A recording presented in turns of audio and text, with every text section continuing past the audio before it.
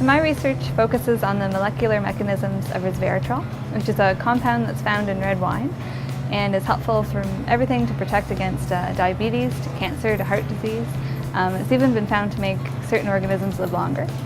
And I want to know why that is, so what's happening at a very cellular level to make that change possible. It's a small department, but we have every piece of technology and every new device that you would possibly need to do what I do in cell biology.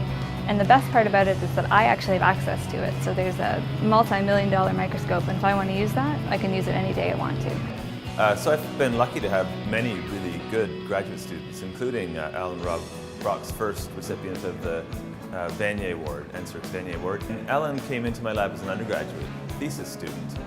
Ellen came in and it was clear immediately that she was extremely competent, in addition to being an excellent student.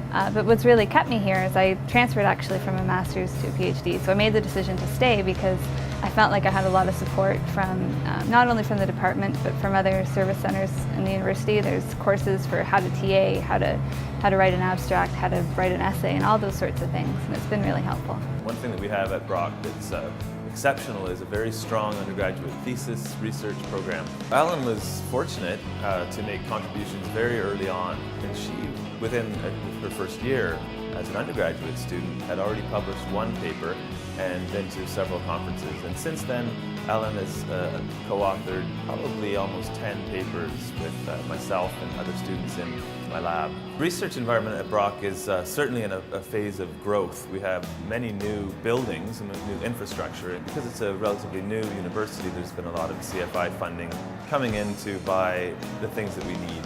So we're reasonably well resourced and also close to most of the major research hubs in Ontario. Probably the best part about Brock is that it's really a community that's helping you to be the best that you can be, and they're really supporting you in ways you might not realize when you start. So, for instance, all my conferences that I've gone to, one of the most important things I learned was actually how to write for scientific writing. I also learned that from the Student Development Center, and I've got support networks that you need, and access to everything that I'd have at a larger university, but sort of more in reach.